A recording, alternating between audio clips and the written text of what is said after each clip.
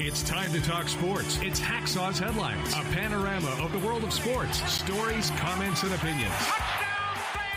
Now, here's iconic sports talk show host Lee Hacksaw Hamilton and co-host John Riley.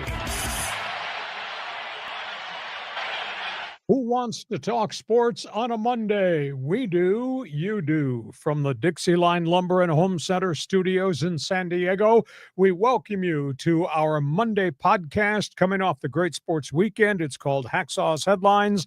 Good afternoon, everyone. This is Lee Hamilton, along with my co-host, John Riley. We are back in studio. This podcast is brought to you by Dixieline Lumber and Home Centers, 9 locations to serve you in San Diego. Thinking of projects in the home, maybe at work, in the backyard, out by the patio, by the pool, think Dixieline Lumber. They've got materials, they've got ideas, they can be your best friend and consultant. Go to Dixieline.com to see all the things that they have to offer. A salute to my co-host, because last week while I was on the St. Lawrence Seaway on vacation, John Riley here back at the castle, he was holding things together. Technically, it's amazing we got done what we got done. Now we're back in studio, ready for business. How you doing? I'm doing great, and I love it when you're on the road, but sometimes your Wi-Fi is a little sketchy. Oh, you think? You think, but we made it work, but you're back in the studio. Welcome back to San Diego. What would you expect in a village that has 1 stoplight and 5 bars? Yeah, exactly. Exactly. Hey, we're going to go a lot of different directions on this podcast. We do sports talk the way it should be done. We put a lot of topics on the table. When we are done with the podcast, we open it up. We call it Fans Forum. Boy, we got a lot of people stacked up who've been waiting a week to ask questions, make statements, and to sound off. John, how does Fans Forum work for the new people on live stream? Just explain it. Yeah, so for all you newbies out there, if you have a question or comment in the world of sports for Lee Hacksaw Hamilton, just type in your comment, your question in the live chat on YouTube, on X, or on Facebook, and we'll get you involved in Fans Forum right after the Hacksaw's Headlines. And a reminder, Hacksaw is back. That means there is stuff on my website every day of the week. You won't believe the volume of information I wrote overnight. It's right there now, LeeHacksawHamilton.com. If you like sports, I guarantee you won't believe the amount of content on that website. It's their first thing every morning. Also, when you're on the website, there's an orange box on the homepage. Want you to become part of Hacksaw's Insiders Group. We send out multiple emails a day with different information and data. You'll get that as part of the Insiders Group, so fill out that orange box on the homepage. Want you to join the Twitter All-Star team I have, me and Elon Musk, on social media. Just go to X, type in my name, Lee Hacksaw Hamilton, hit the follow button, because I do put a lot of stuff up on social media on X, including my very popular, though you won't agree all the time, mini polls. So do that. Join my Twitter All-Star team. We want you to share, tell everybody what we do Mondays and Thursdays at 1:30 on this podcast. And then we want you to subscribe. When you subscribe on the YouTube channel and other platforms, you will get alerts every time we put additional videos up on the YouTube channels and the other platforms too. So we're everywhere as it relates to social media. You want to add anything to that? No, man. No, we are everywhere. There are a few places we're considering going, but I think we got 99% of it covered. So, and we say thank you because, we're beyond the second year mark now on this podcast. We have over 8,100 subscribers. That's phenomenal growth for just something that started from absolute ground zero, square one. You can help us a great deal. Give us a thumbs up.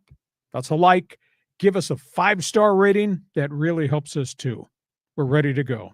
John, we're going a lot of different directions, and we're going to start because we're almost to the middle of the baseball season, which means the fall Midsummer Night's Classic, the All-Star Game, and we have pennant races, lots of different storylines. Where do you want to start? Well, let's start with our hometown San Diego Padres. In a pennant race, getting near the All-Star game, they beat the Rangers 2 out of 3. Let's talk about the Padres. Padres are longest homestand of the season. Got Arizona, which is battered and beaten up. Then they get the Philadelphia Phillies, who are in first place in their division. It's going to be a real interesting homestand to see if the Padres can claw their way back into this thing. Last week, while I was on the road, I made a comment, geez, they went to Dodger Stadium a half game out of first place, and by the time we got to last week, they were 9 games back. Well, the Dodgers have kind of hit a wall. The Padres are playing downtrodden teams. So the Padres are now 7 games back. Yu Darvish makes his start for the Padres. This has been 3 months in the making. Elbow issues. They've kind of let him set the tempo of the rehab. You threw 51 and 64 pitches in his 2 simulated games. No rehab start at AAA El Paso. They think he's ready. They're going to try to hope he doesn't have stressful innings early. I think they're going to try to limit him to 60 pitches unless he has stressful innings early. Yu Darvish believes Yu Darvish is back. The Michael King situation, he's gone through 2 throwing sessions on flat ground, not off a mound. He's not doing full max effort yet, but that's probably going to come. He'll start throwing mound, then he'll throw some live hitters, then maybe simulated game. But most people of the opinion, we won't see him till maybe sometime in August. Amazing what we saw from Kyle Hart, who's been up and down from El Paso. He retired 11 batters in a row on Sunday in the win over Texas. His ERA was really high when they sent him out.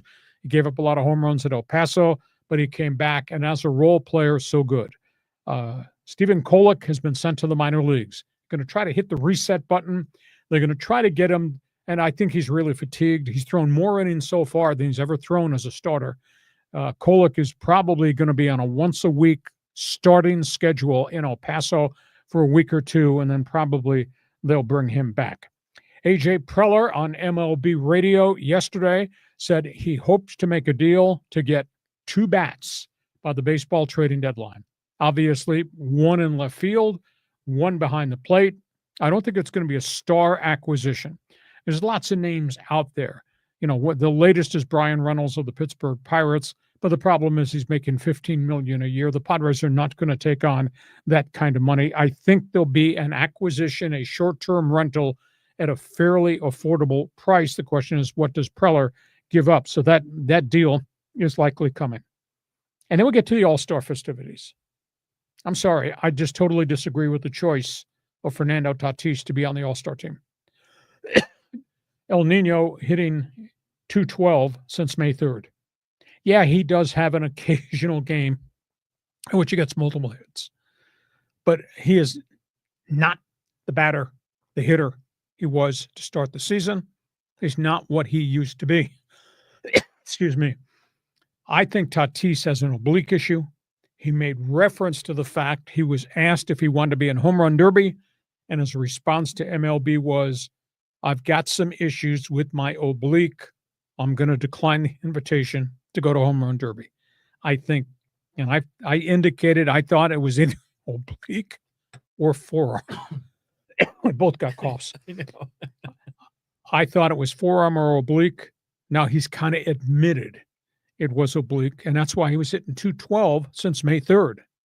I don't think he deserves to be on the All-Star game. I don't. And the players vote for the backups, the reserves, and then the managers choose the pitching staff. If I were Tatis, do the right thing.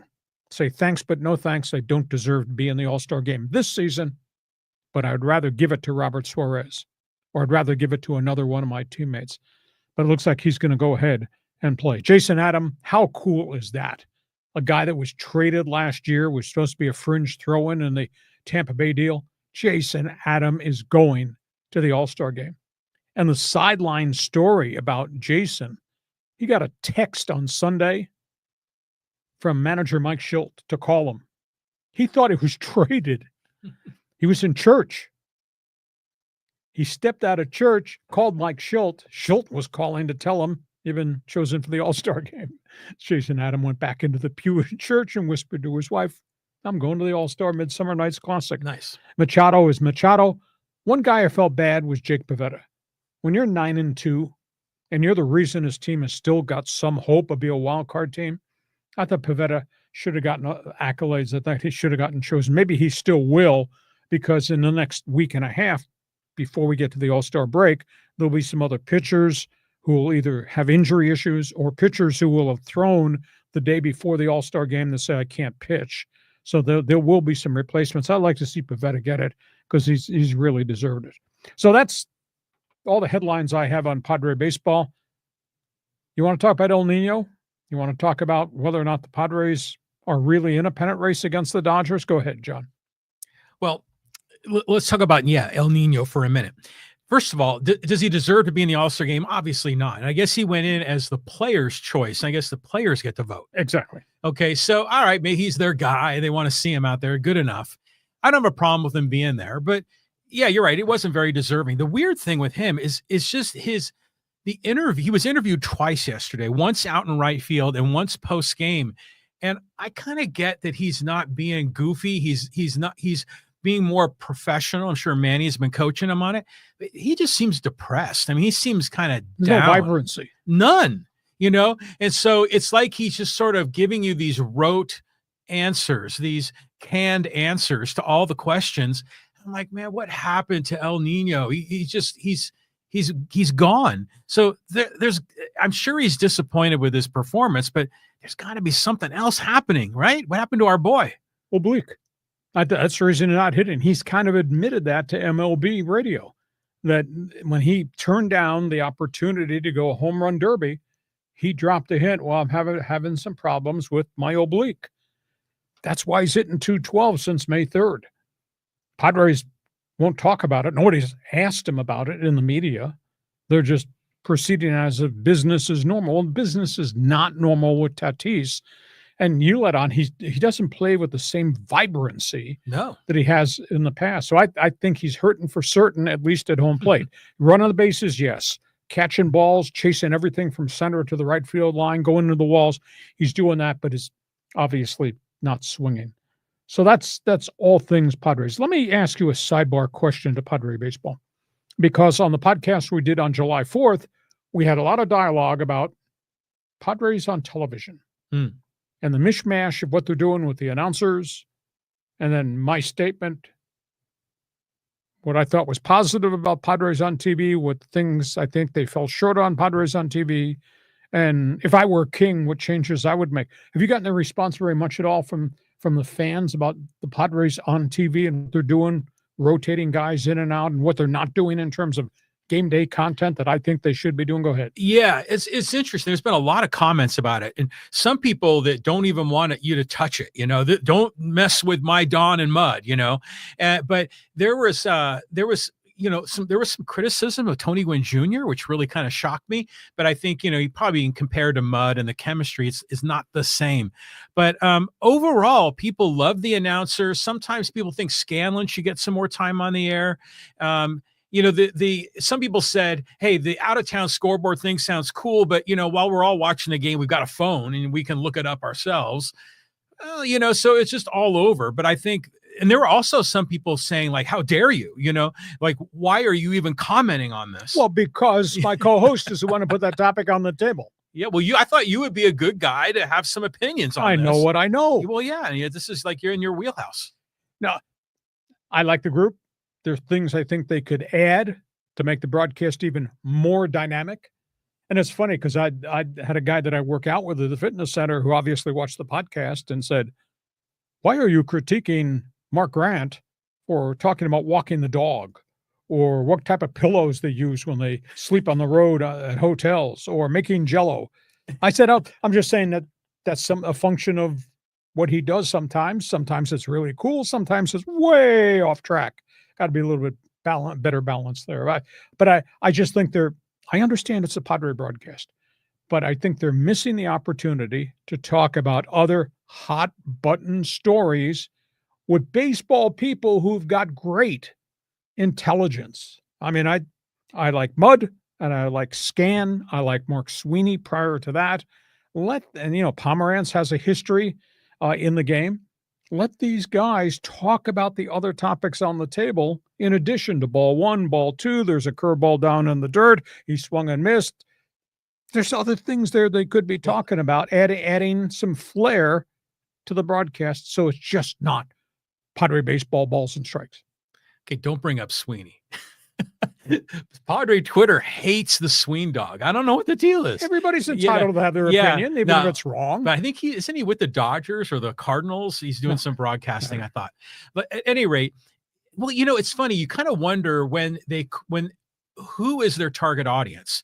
Are they really kind of going more towards, right down the middle, as far as, hardcore baseball fans and newbies, or do they try to stay in that family friendly, not nerdy statistics stuff? I kind of wonder if I'm sure they've broken that down. I'm right? sure they do, but at times though, it leans way too far in one direction. Like Mark Grant's favorite phrase is, love that guy. He's a good egg. Good egg. Exactly. Okay. How many times are you going to say that during the course of a broadcast? Well, you ever notice that sometimes the announcers talk and knowing full well that the players are listening, either to the live or the recorded version, because they never want to throw their guys under the bus. They don't want to get crap. So I can see why he says good egg a lot. All the time. Yeah, but most of the time it's a legit comment. So that's okay. I understand that. And the role of the broadcaster is not really to critique the guy, but you can talk about the fact Tatis has hit 212 since May 3rd, and all this baseball knowledge in that broadcast booth, analyze it from each of these guys. Why do you think this is happening? I mean, to totally ignore it means you're just painting the thing brown and gold and everything's beautiful. Everything's not beautiful as it relates to El Nino. But they're employees of the Padres, so they can only go so far with it. But you said last time you didn't want to turn the broadcast booth into a talk show. And so we're going to get opinions from everybody about what's going on with Tatis. And they probably have to be careful of what they can say, because some of those guys probably really know what's going on with Tatis. But then the case is, are you telling the truth to the fans, the viewers? Yeah. So there's a lot in that, but generally speaking, I'm with you. I wouldn't mind seeing a little bit of new things sprinkled in, experiment with some ideas. But right now, man, that broadcast is hella good, so we don't want to monkey with it too much. So you don't have any problem with Orsillo giving Grant all these pieces of wardrobe to wear while they're shilling for now ski hat night and face mask night and jersey night. Mm-hmm. Well, they're promo guys, and that's why they have like 38 straight sellouts, because they make it the place to be. But yeah, it is a little bit like their Vanna White up there, over the top. Yeah, a little bit. Okay. Yeah. That's all things Padres, I'm sure. Nah, nobody's got any opinion on this set of topics, right? No. Nah. Fans Forum chat box is open. Jump on board if you want. Have a comment on Padres TV, Padres Radio. Want to hear what you've got to say. We go from that. Let's talk about what happened at Dodger Stadium. I can't believe what happened at Dodger Stadium. Yeah. The Astros trashed the Dodgers. Holy cow. It's one thing to have a bad day at the office. It's another thing to get beat 18-1 at home. And Dodger fan, plural, just reamed the team through the course of that ball game Friday night. The Dodgers, of course, having to go to bullpen days because they're still short on starting pitchers, went bullpen days and brought up a journeyman, Noah Davis, hauled him out of Oklahoma City as the 11th pitcher that day. And because the starting pitcher struggled in a bullpen day, they went to Noah Davis, and they left him in there to give up 10 runs. Gave up 10 runs in one inning. And, of course, it was done by you-know-who, Jose Altuve. We had a 3-run home run, grand slam home run, same inning against Noah Davis, and the fans just lost their mind. So, the Dodgers are in first place. The Dodgers are still waiting for the next group of the cavalry to get there. Ohtani is next. He's had 4 good outings. He's pitched 6 innings, given up 1 run in the 4 outings he's pitched. He's been clocked at 100 and 101 in the last couple of outings. So they're continuing to slowly expand Ohtani's work start by start. Now, Ohtani is about to come back. Kershaw's going to the All-Star game by virtue of what he did coming back. Blake Snell is going to throw a rehab start in Class A Rancho Cucamonga this week. Tyler Glasnow has now thrown a couple of rehab starts, is throwing 1 time off the mound, and will be activated this week to pitch on this Dodger road trip. So the Dodgers have still got some issues with Blake Trinan and guys that are not totally back who's still in the middle of rehab. So the race is on to see which pitchers coming off the DL are going to help the Dodgers, because the Padres got the pitcher coming off the DL tonight, Yu Darvish. And if Darvish can be what Darvish has been, suddenly the Padres look a little bit different in terms of chasing down LA and, whittling away this 9-game deficit that they had in the standings. But boy, Dodger fan, plural, they were pissed on Friday night. And then Altuve came back, hit another home run on Saturday, and then the Astros beat him a third straight time on Sunday. Not good, not good. Dodgers got some issues right now, but the Dodgers do have that bulge, and their guys are coming back off the disabled list. And John Riley says, did you see the line from Oral Hershiser in his broadcast? No. Because this was in one of the tweets. Someone showed a clip of it, and Hershiser said, man, I don't want to like open up an old wound here, but it seemed like the Astros knew what pitch was coming in that 18-1 game, and it was whether it was going to be a fastball or some kind of an off-speed pitch. And everyone's going, oh, man, that's soft. What are you bringing this up for? And Oral Hershiser got a lot of crap for that. I mean, what's your take? No, Ben Kasparus had a really crappy day as the bullpen starter.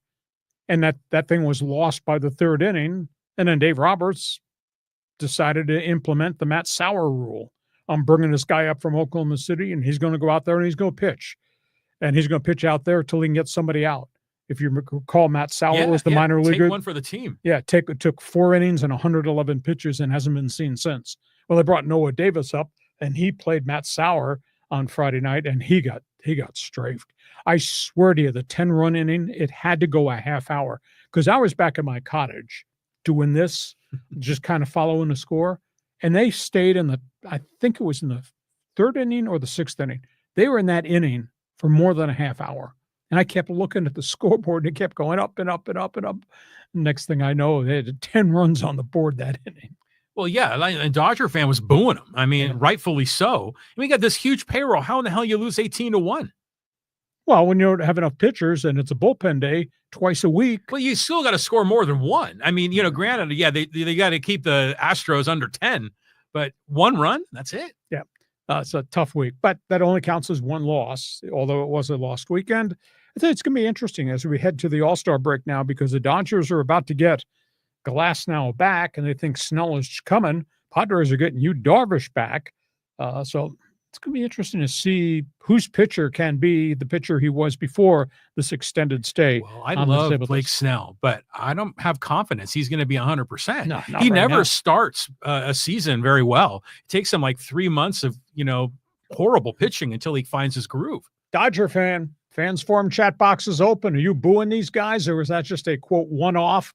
Or you're really pissed because it was Altuve that did it to you a couple nights in a row. Altuve's one. There's only 2 guys left on that Houston team from the Garbage Can World Series champion team of years ago. Altuve is one of them, and he continues to play well.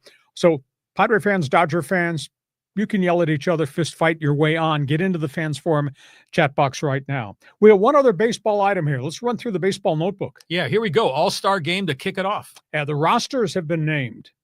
19 first-timers. I mean, we have a wave of really good young players on the All-Star team.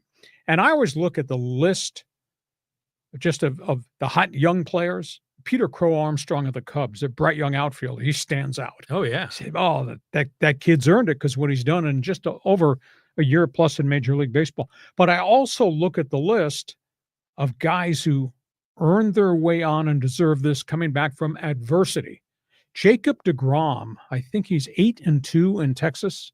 He spent 3 years in rehab. Former New York Mets ace. They didn't know if he'd ever pitch again, ever be what he was. He's in the All-Star game. Maybe winds up being an American League starter. Matt Boyd. Matt Boyd is one of the frontline guys for the first-place Chicago Cubs.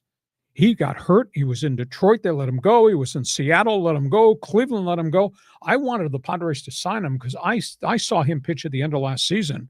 And he had electric stuff, and I thought, wow, I think he's back because he was a hot prospect. Padres did not get him. Cubs brought him in. He's one of the aces of the first-place Chicago Cubs. He's made the All-Star team representing the National League. And, of course, James Wood. If I bring that name up, does that cause heartburn at Petco Park within the Woulda, Padres? coulda, shoulda. James Wood.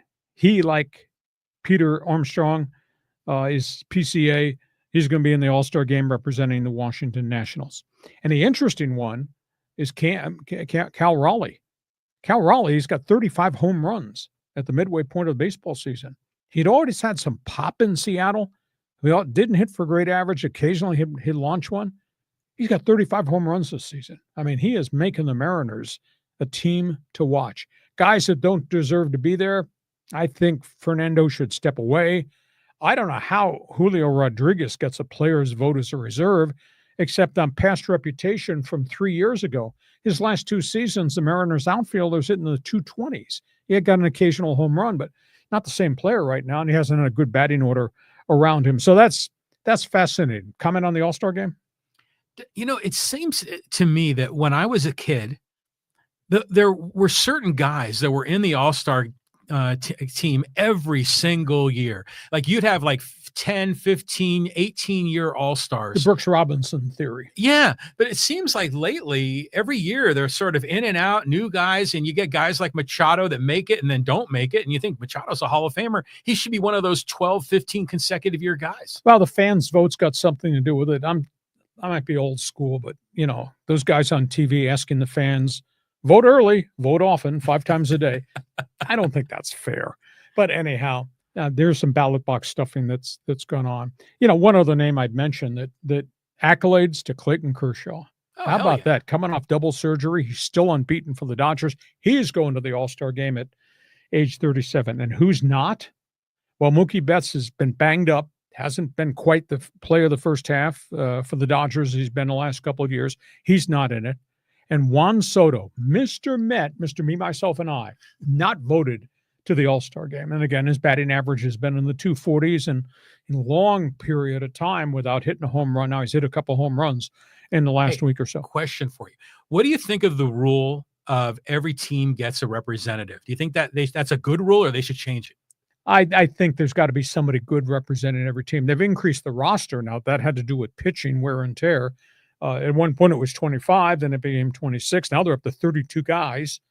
And if you have injuries between now and the All-Star game or guys can't pitch, there'll be more than 32 in the dugout because teams can add on. That's why I'm hoping Nick Pivetta gets an add-on phone call to come be part of that. So there'll be more than 32 guys in that American and National League dugout. The other thing that's cool, we'll talk more about this because I was going to say you're the fashion plate, but not dressed like that.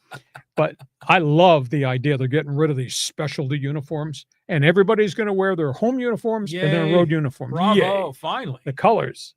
Yeah. Yeah, so I like that. That's better. Okay, that's all things All-Star game. You got an opinion? Feel free to jump on board. Let's talk about the story in Cleveland. Here's the depth story involving young pitcher Lou Ortiz of the Cleveland Guardians. Major League Baseball's removed him from the active roster. He is the focal point of a gambling investigation. Baseball security has agreements with casinos and DraftKings and FanDuel that if anything out of the ordinary happens as it relates to a game, as it relates to a player, they get alerts. Well, MLB security got alerts. There are 2 games that Lou Ortiz of Cleveland, starting pitcher, pitched in which a volume of bets were placed in the first inning of a leadoff hitter in which Ortiz was pitching. And the bets had to do with, would it be a pitch that was a wild pitch or a pitch that hit a batter? And in 2 instances in which there was this volume of betting that came in at the last minute, Ortiz threw a wild pitch and Ortiz beaned a guy.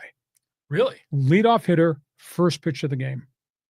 That's why Ortiz is under investigation. Now, interesting. Will they prove that Ortiz was linked with people that were making massive bets and made big money on the paydays because first pitch, wild pitch, first pitch, hit the leadoff guy, and that's what they were betting on, and Ortiz did it? You could bet on anything. Yeah, exactly. So that's why Ortiz is not there right now. Washington Nationals. Once upon a time, they were good. They had a cadre of really good young players. Steven Strasburg, Bryce Harper, Juan Soto, Anthony Rendon, and they traded for people. Trey Turner, Max Scherzer, the architect of all that, and they did get to a World Series. Mike Rizzo, fired. 37-53 this season, he's out. Has been with the organization since 2009, general manager since 2013. He was axed last night in the aftermath of them getting blown out 3 straight by the Boston Red Sox. Also, manager Dave Martinez, he was executed too Now, his managerial skills came into question about handling of young players and pitching, etc., and the fact that Rizzo just gave him a vote of confidence this past week. Martinez 2 weeks ago has said this bad season, this 37-53 is not on us, it's on the players. So Rizzo is gone. Martinez is gone. The bigger issue to me, and I like Rizzo, I think he's got great track record and credentials. I think the bigger issue is the Lerner ownership cut off the funding for the team. Much lower payroll. That's why they lost Harper. That's why Rendon left. They gave a mega contract to Strasburg, who completely broke down. His career ended very prematurely. But this, to a degree, is on the Lerner family. You want to own it, run it correctly, and fund it correctly. And I don't think in the last 4 to 5 years, Mike Rizzo's been given the checking account and the checkbook to make the acquisitions he needs. They got a lot of good young players, but you can't win with all good young kids. Obviously, C.J. Abrams, James Wood, Mackenzie Gore, thank you, San Diego, for the Soto trade, but there just has not been enough in the bank account for Rizzo to actually make acquisitions from the outside to complement them. So keep an eye on that. Last one is the Pittsburgh Pirates. Does the word fire sale mean anything to you at this hour? There are rumors everywhere that Pittsburgh, which is just wretched, is shopping Mitch Keller, one of their top pitching stars, Brian Reynolds, the outfielder, their ace closer, David Bednar, and their veteran third baseman, Gold Glove type kid in Brian Hayes. That they're going to, before the deadline, maybe move all of them in transactions and inherit a lot of good young players. But at the end of the day, ownership has been so shoddy in terms of player acquisitions, not doing much in free agency. And now you're going to trade 2 guys, 3 guys. You're going to trade 4 guys of this team that could help other teams in pennant races. Unless you have the opinion, okay, we trade 4 and we get 8 or 9 or 10 guys back, or prospects who we think we can put around Paul Skeens and some of the others. So, John, go ahead. We talked about the All-Star game. Talk about Cleveland, Washington, Pittsburgh. Yeah, the Nationals is a weird one, isn't it? I mean, you've been seeing all these highlights of James Wood and C.J. Abrams lighting it up, Mackenzie Gore having great starts, and then you wonder why in the hell aren't the Nationals doing better? So it's funny. You think of Rizzo. Whenever I hear the last name Rizzo, I always think of who was the woman that was on the Grease. That was the sidekick to Olivia Newton-John, and then the other Rizzo were the Jerky Boys. You ever heard of the Jerky Boys? They're like crank callers. I told you, don't take this podcast on a tangent. Well, it's funny. I just think when I hear the word Rizzo, I just think of that. Well, anyways, you're going to reference Anthony Rizzo. Well, him too. Yeah. Or Rico Razzo from the movie with John Voight. What was that? Oh, see, you started this now about the cowboy. The Urban Cowboy? Is that the one he was in? No. I told you don't go on a tangent. You went on a tangent. I apologize that John has taken your podcast off the road. Okay, yeah, reel it back. We're talking about Jell-O and walking the dog in Alpine. Okay, so anyways, I was surprised that the Nationals weren't doing better. So it makes you wonder. Like, I'm going to switch gears to the Pirates too, because it's a similar situation where they have a lot of really good young talent. The team is not going anywhere.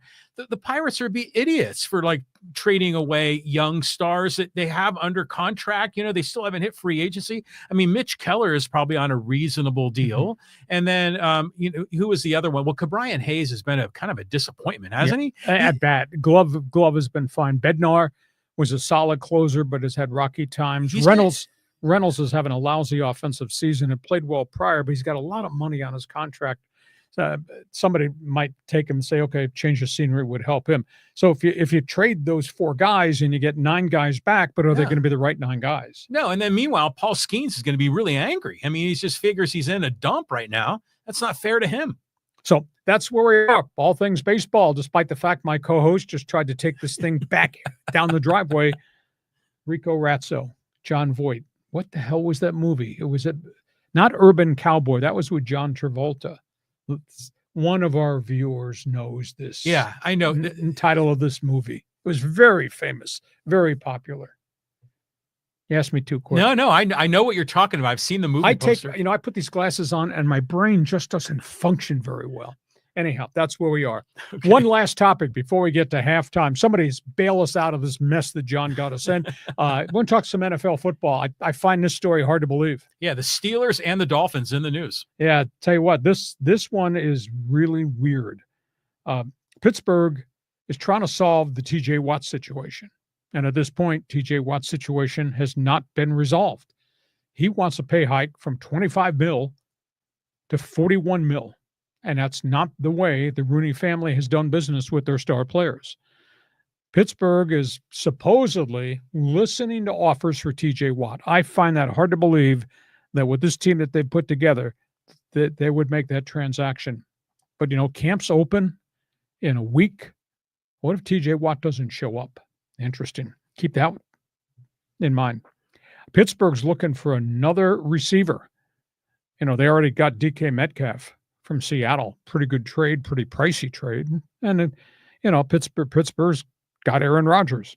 They're talking to Atlanta about Kyle Pitts, big pseudo tight end wide receiver. Love the player. He's just a really good possession guy with speed and massive size down the field. They're talking to Atlanta about a Kyle Pitts acquisition. They also brought in over the July 4th holiday Tyler Boyd. He was the third wide receiver in the whole mixed bag in Cincinnati. He had some productive years, got hurt, left because the Bengals refused to pay all their receivers. He went to Tennessee, but he got dinged up last year. Anyhow, he's out there on the street corner, and they're talking to him. They're also talking to Gabe Davis, who had a brilliant one season in Buffalo, cashed in free agency in Jacksonville, but it didn't really work out. But they're talking to him also about coming in. So Pittsburgh's got at least one acquisition at receiver and maybe a second acquisition if the Kyle Pitts trade goes through. And in terms of Miami, a lot of fallout in the aftermath of the trade of Jalen Ramsey. Your guy Tyreek Hill's upset again. Tyreek's always upset about something. My guy Tyreek. Yeah, so Tyreek is upset because he wanted to meet privately with Jalen Ramsey and get him to stay. But the Dolphins did not want to pay Jalen Ramsey $24 million per year this year and next year. And, of course, Jalen Ramsey has since moved on. But so that's where we are. NFL training camps open in about a week. But Pittsburgh is kind of the focal point of everything going on in the NFL right now. People shaking their head and saying, can't believe TJ Watt might ask to be traded or that Steelers would even think of trading him. Yeah, that part of it's weird. But I talking about all these receivers for the Steelers kind of makes sense because you're only going to have Aaron Rodgers for, 1 year? One right? or two. 1 or 2. So you may as well try to get as many guys that can catch the ball on that side. So that doesn't surprise me. But, yeah, TJ Watt, I mean, Steeler fan love that guy. I mean, he would be a huge loss. It's like the Chargers getting rid of Junior Seau. Yep, and they did. Yeah, exactly. And Rodney Harrison, and they did. Yeah. So that's where we are, all things NFL. And again, with camps opening in a week to 2 weeks, we're going to be zeroing in a lot on the National Football League, even though we're in the middle of the baseball pennant races. Hey, we get to halftime. This podcast is brought to you by Dixieline Lumber and Home Centers, 9 locations to serve you in San Diego.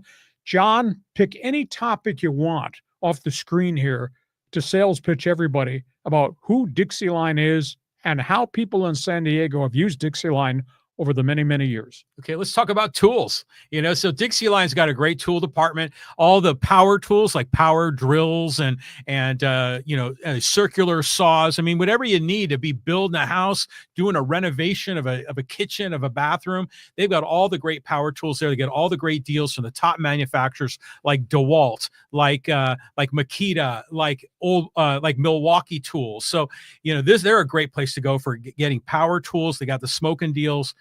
Homeowners love it. Do-it-yourselfer guys love it. Builders and contractors, they all love Dixieline lumber. Dixieline, 9 locations to serve you in San Diego, plus the one up in Dana Point. Don't forget, Dixieline also has a showroom in Solana Beach in which they feature all the things they offer in terms of renovations for your kitchen, doing stuff in the bathroom, bookcases, etc. That's the Solana Beach office of Dixieline Lumber. We're at halftime. Podcast brought to you by Dixieline Lumber, 9 locations to serve you, more than 100 years business in San Diego. reminder, when we're done arguing back and forth, because this guy took the podcast off the street, off tangent, took us right into the ditch. Somebody please help us. Tell us the name of that. We got the answer. Oh, okay. Well, that's fine. We'll talk about that in a minute. Tell us the name of that movie. But listen, when we're done, because we do sports talk the way it should be done, despite my co-host driving this thing into the gutter, after we're done with topics on the table, we're doing Fans Forum. And I bet the Fans Forum comments will be better than some of the stuff my co-host has said today. Go ahead, explain Fans Forum. Okay, well, I gotta, solve the mystery here. We had 3 people chime in and said it was Midnight Cowboy. Midnight Cowboy. Midnight Cowboy. Urban Cowboy. No. And it was Mark and Flegel and Craig that all got the answer right. So I put my glasses on, my brain doesn't function very there was well. a really good, early 70s song that I remember that was in that movie that I can't quite remember either. That's a whole other tangent. But anyways, if you have a question or comment in the world of sports for this guy, for Hacksaw. Or this guy. Yeah, or me. So, I'm looking in here. I see Callan, I see Flegel, I see XX Revolution and Ray and John and Casey and Craig and Mark and Matthew, our good friend, is always there. And thank you, Matt. So if you have any comments or questions, just drop your take in the live chat on YouTube, X, or Facebook. We'll get you involved in Fans Forum. Rico Razzo, John Voight. Those were the stars in that movie, Al Pacino. Okay, back to sports. Hey, when we're done with this podcast, Fans Forum chat box open for business. We're done with the podcast. I want you to go to my website, leehacksawhamilton.com. Have you sampled it? If you haven't sampled it, you are a dummy. There is so much good information I write on my website, leehacksawhamilton.com. The best 15 minutes in sports, my one man's opinion column. So sample that every day. We post it. It's there first thing in the morning. It's better than your damn newspaper. And I know it's got more information than Sports Dog Radio. So check my website. Also want you to join me on social media. Me and Elon Musk, we're guys. I want you to join me. Follow me on X. Just type in Lee Hacksaw Hamilton. Hit the follow button. We want you to share, subscribe, tell everybody what we do Mondays at 1:30, Thursdays at 1:30 on this podcast. And when you subscribe, you'll get alerts every time we put something new up on the YouTube channel, which is quite often. And of course, you can help us make this thing grow even farther. Give us a thumbs up. Give us a 5-star rating. It helps us a lot. Are you ready for the second half? You promise you won't drive this thing off tangent again. I'm going to do that right now. Go ahead. So talk about big dummy. You know what it reminds me of? Is remember Red Fox on Sanford and Son? Oh, yeah. Yeah. You big dummy. Yeah, Lamont. That's what it reminded me of. That was a great show back in the day. Yeah, it was. Okay, we move. Second half of this podcast. Where do you want to go? Okay, big trade with the LA Clippers. Yeah, let's talk about that. This happened early hours this morning. Last week was the draft. We had the flurry of free agent signings, mostly second-tier guys. We obviously had the Kevin Durant trade and those transactions. The Clippers made a deal this morning. His name had been out there a lot. The Clippers traded Norman Powell, three-point shooting specialist. Took him a couple of years to become an established NBA guy. He averaged 21 points a game this season, played a ton of minutes till he got hurt late in the season. He had a year to go on his contract. Clippers, Utah, Miami made a 3-way trade. Norman Powell and his scoring abilities, and he shot like 42% from the three-point line. Norman Powell goes to the Miami Heat. In essence, he replaces the departed angry Jimmy Butler. So this is a good acquisition for Miami. Utah picks up, in the twilight of his career, Kevin Love, picks up three-point shooter Kyle Anderson, and picks up some draft picks as part of this transaction. And the Clippers get explosive, jumping jack, young forward John Collins. He averaged 18 points, 8 rebounds a game for the Utah Jazz. Prior to that, he had starred with the Atlanta Hawks. This is a pretty good acquisition for the Clippers because Collins is affordable. Collins has got time left on his contract. Collins is younger than any of the other established stars in the Clippers starting lineup. And this guy can play inside, he can run the floor, and he can stroke it and shoot from the outside. Now, the Clippers are not done. I was told the Clippers have about $6.8 million left to try to make a deal to go get a guard. They want a shooting guard. Now, I don't know whether it's Chris Paul or somebody else, but somebody else is going there to run the floor with James Harden. So I kind of like that Clippers trade. Let's talk about the Lakers. The LA Summer League, or the Las Vegas Summer League, kicks in on Thursday. Lakers will play Dallas. Now, they're playing what they call preview games, called the California Classic up in the Bay Area. Bronny James, in his first 3 preview games, 3 for 26. What? 0 for 12 on threes. Oh, my God. It's not very good. Danny Dalton Connect, 25 points in one game, 19 points in another game. But these are more like scrimmages. Thursday, the full summer league starts in Vegas, and they'll play the Dallas Mavericks. DeAndre Ayton, first response to signing with the Lakers. I just want you to know I'm a max guy. That's the words that came out of his mouth. Like a max contract? Or like a max effort? Max. I don't see any of that. I don't see max effort. Phoenix got rid of him. Portland got rid of him. He's not making a max contract anymore. I mean, he's played so well in his NBA career as a max guy. He's gone from $24 million down to $8 million on a 1-year deal with an option for a second year. So, I mean, he's living in a different world than everybody else is living in. But I will say this. I do firmly believe when you play for a legacy franchise that has other star players, Luka, LeBron, and maybe to a degree what Austin Reeves has become, I think there will be pressure points on DeAndre Ayton to become a complete player and to show up all the time. One of the NBA writers in Portland for the Oregonian just wrote a caustic story, just killed DeAndre Ayton for all the junk that happened in the 2 years that he was up there. So much was expected. He was going to be the cornerstone, and they were going to build around him. And just the whole thing evaporated because he wasn't a max guy. But DeAndre says the first thing out of his mouth, I'm a max guy. The other thing was really weird over the July 4th weekend is the Lakers re-signed Jackson Hayes. And I said, why the hell would Jackson Hayes come back and play for those guys after they benched him the most important time of the season to play? He didn't play at all in the final couple of games when they desperately needed anybody in the paint. They sat him on the bench the entire time. It may well be Jackson Hayes doesn't have any offers anywhere else, but they signed him to a 1-year contract extension. So that's what's going on with the Lakers. Summer League, Utah Jazz, Philadelphia 76ers. This is an eye-opener. You know, a week ago, we talked about the NBA draft and all the players, and we talked extensively about Ace Bailey going to Utah, and he had fallen down the board because of maturity questions. So he goes out in his first Summer League game and goes 3 for 13 from the floor. Just didn't play very well at all. Now, the coaches, I've read some quotes. He said, boy, he's got great athleticism. And yeah, there's a physical frame there. They say, wow, really good athlete.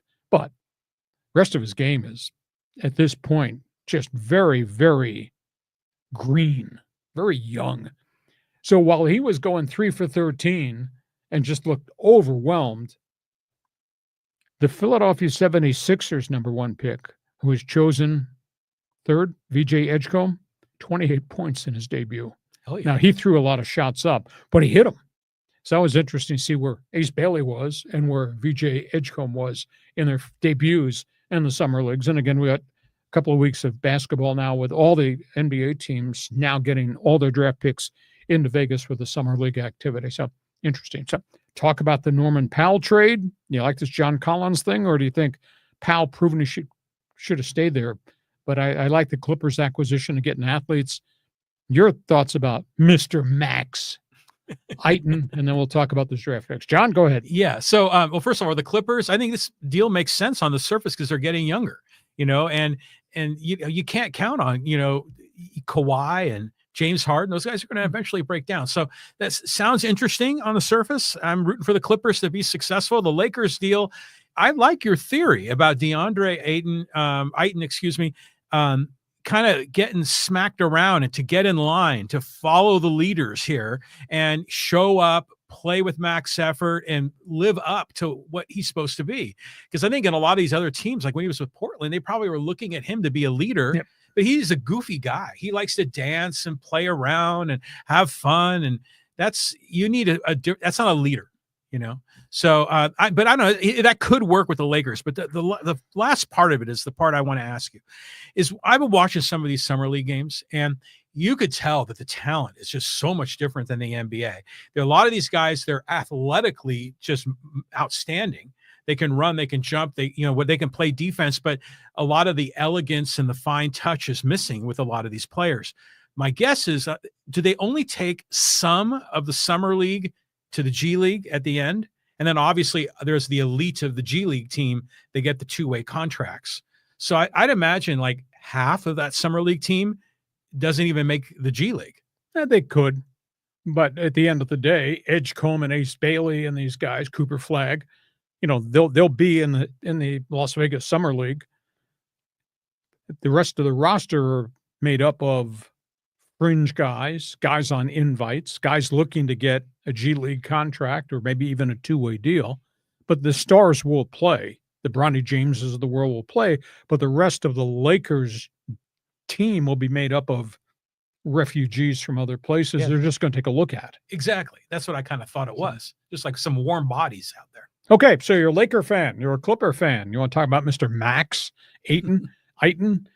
Feel free. Join us. Fans Forum chat box is open. We go from hoops. We're talking puck. Talking puck. Yeah, Kings and Ducks. Who had the better off season? Good question. So we talked last July 4th, Friday. We talked about the fact that the first 3 days of free agency were record-setting. 83 players changed teams. There were 10 major trades. Obviously, Mitch Marner got a mega contract. Florida signed 3 of their superstars to high-price contracts, and they were able to afford to be able to creatively finance that. So I thought about this coming home. Who had the better week in terms of the offseason? The LA Kings trying to change the chemistry. What they've done, and they've got a lot of goal scorers, and they had a goaltender who had a really good season in Darcy Kemper. What they did was they imported guys who could play heavy hockey, and they're going to add that to the Kempes and all these other guys in Los Angeles. They go get Corey Perry, they go get Cody Ceci, they get Joel Armia. Those guys are big, wide-body guys, world of experience. Now, Corey Perry is not going to be a second-line center. He's going to be a specialist. He's going to play third and fourth lines, can play special teams. You saw how Corey Perry played for Edmonton in the playoffs. He can do that for the Kings. Cody Ceci is a big, wide-body guy. I don't think he's equal to the defenseman, Vlad Garakov, who they lost to the Rangers, but Ceci is big and he's physical, so that's a good addition. So I think the Kings have added heavy hockey chemistry to an Anze Kopitar, Adrian Kempe roster that I think's got a lot of talent. In terms of the Ducks, have to win this year. Now, they traded Jamie Drysdale to the Flyers a year ago. They traded Trevor Zegras just before the draft to Philadelphia this year. But they're signing to add more firepower right at the end, getting Mikael Granlund, who scored 27 goals last year for Dallas. That's huge because that's veteran experience. They got Chris Kreider, big goal-scoring leader from the New York Rangers, and they got Ryan Poehling, physical, third, fourth line guy, checker, etc. He came from Philadelphia. So they've really added some components to go with all the young kids that are still there. Of course, John Gibson is gone. He went to Detroit. Zegras went to Philadelphia. Isaac Lundestrom, who is a checking center, he went to the Columbus Blue Jackets. So as we sit here now, the Kings are different with the heavy hockey guys they brought in, and the Ducks are going to be different because they added veterans now to go to the collection of young guys.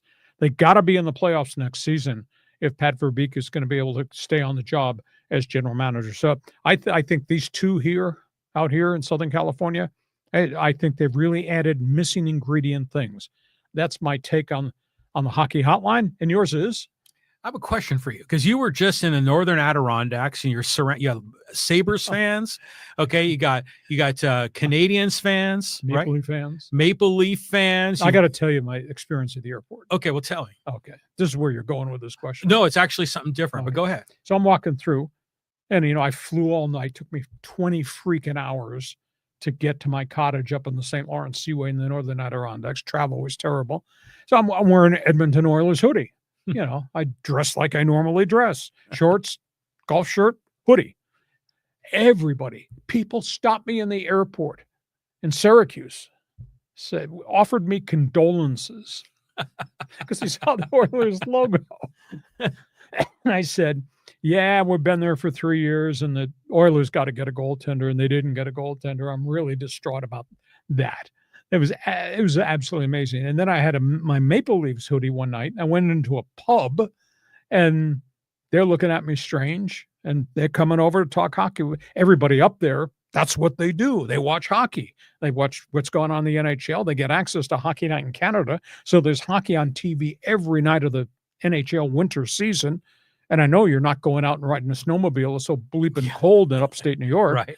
So all these hockey people are coming over and asking me about the Mitch Marner trade. It was just, I was in my glory as I'm talking to hockey with all these people. So anyhow, that's You're always conducting talk shows wherever you go. I was getting condolences from Maple Leaf fans, and I said, "Don't worry, it's only been since 1967 that they went to the Stanley Cup, and how the hell can anybody give Mitch Marner $12 million a year?" And he went to Vegas, and it was really funny. All these people offered me condolences. So, okay, so what was your hockey question? The hockey question. Well, it's similar. It's similar.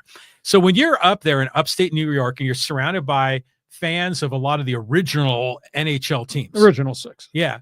So when you talk about the Kings and the Ducks, do they take those teams seriously, or are they just, that's just like California, that's not real hockey? Or No, they know everything about everything, and they have opinions on everything. And yeah, of course, they remember the Kings and the Gretzky era, Gretzky and Curry and McSorley and all the great players the LA Kings had when they won the Cup. And they obviously remember Timo Solani and Paul Kariya and the Ducks for that short window where they won the Cup. So no, these are hockey fans who know everything, and they all freaking hate the Boston Bruins and the New York Rangers, though. I'll guarantee you that. it was funny too that you're in the airport with the Edmonton Oilers jersey or sweatshirt, and you say "we," use the collective "we." So you're kind of an Oilers fan, right? I'm a Maple Leaf fan more than an Oilers fan, but I just have great regard for Connor McDavid and Draisaitl. Oh yeah, for sure. So that's all things hockey. Hockey Hotline is open for the O Canada Network if you have an opinion.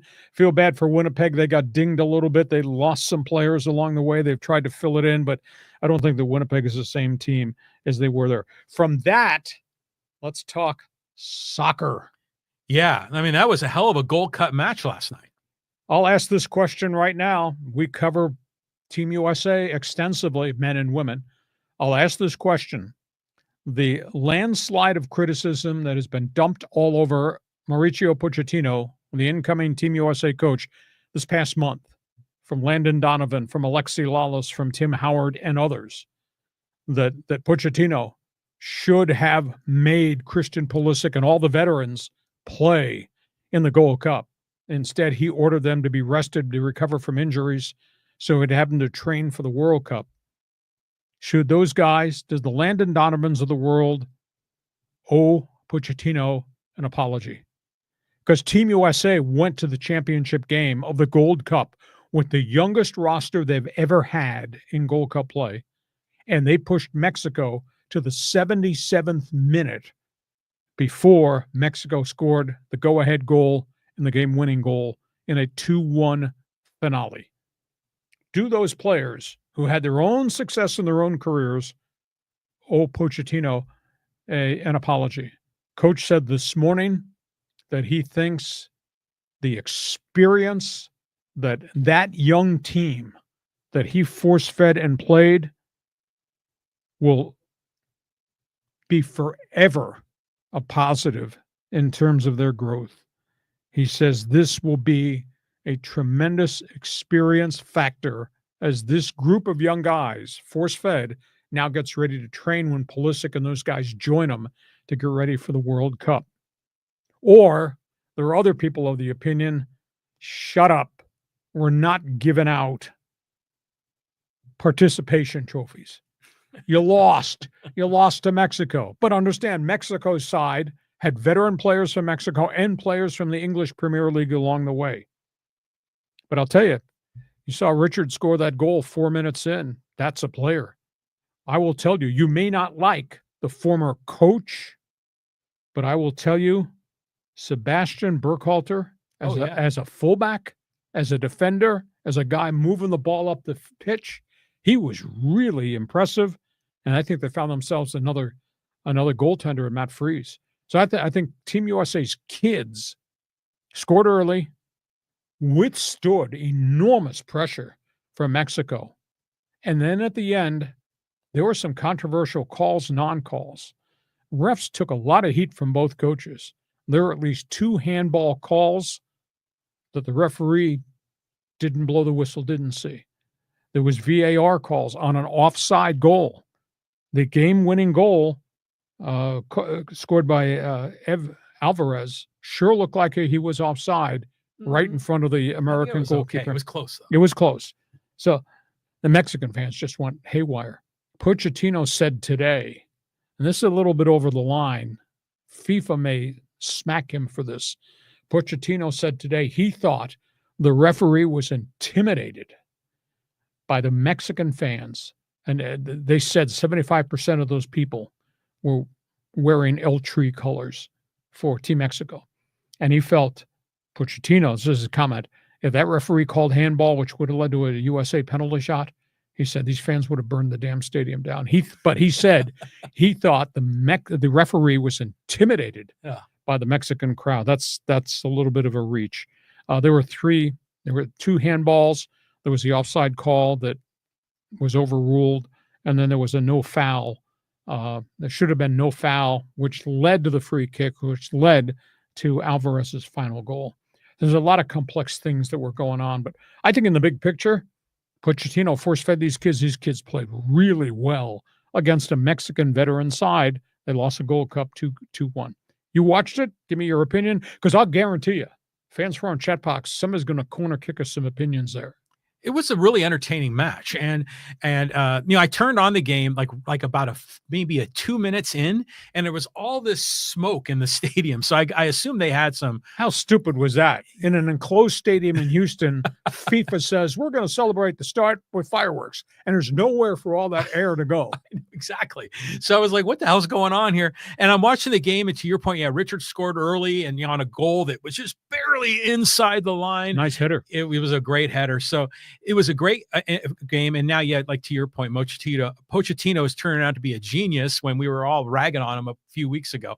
But I agree. I think this is a great growth opportunity for them. But you could tell that the Mexican players were of a much higher quality than a lot of the American players. I mean, the possession time was very unbalanced, wasn't it? 68% Mexico possession time, and Matt Freese made a pile of big saves along the way. But right at the end, Team USA did not wilt. No. Freese made stops. They got the ball out of trouble despite the possession time. And in the final 3 minutes of extra time, Team USA had 2 opportunities to score, just couldn't get the foot on the ball. Yeah, on the squad, Luna's a pretty interesting dude to watch. I mean, that guy is like a fire plug with his blonde bleach hair, and he was not in the championship game. He wasn't so good, but he was really good in the semis.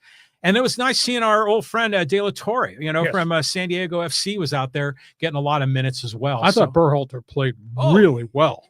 Yeah, did you see that one time there were like these 2 defenders on a corner that were just muscling Berhalter, and he's really small compared to like all those really tall defensive players, but he is tough as nails, and a lot of those shots that he sent in on the free kicks, they were really good. Yeah, Pochettino, the word he used to describe what happened last night, priceless experience for those kids. Yeah. So that's where you are. Soccer fan, feel free. Jump on board. Do you think Landon Donovan and these guys maybe owe Coach Pochettino a bit of an apology for how they reacted? Last topic on the table before I get the fans forum. Wait till you hear this one, John. Go ahead. Okay, the WNBA, Caitlin Clark. Caitlin Clark, Sophie Cunningham have become the face and the voice of the players in the WNBA. They're in the midst of union negotiations with leadership of the WNBA. You call it collective bargaining. And it's not going well at all. And this comes a week after the WNBA announced further expansion. So Sophie Cunningham stands up at a press conference on the weekend and says, the WNBA needs to understand we built this league. We, the players, built this league. We have great TV ratings because of Caitlin Clark and Angel Reese and all these other young players. We are the ones that have to get a better share of the pie. And then they announced, because of us, we, Caitlin Clark, WNBA's got a $22 billion TV contract extension.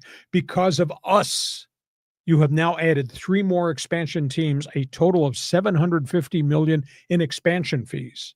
We deserve better, and we're going to get it at this collective bargaining agreement. Talent, personality, marketing. When you think of the WNBA, you think of them and the difference they've made in 2 short years since this mass arrival infusion of all this young talent. So we made this league. Nobody else. Agree?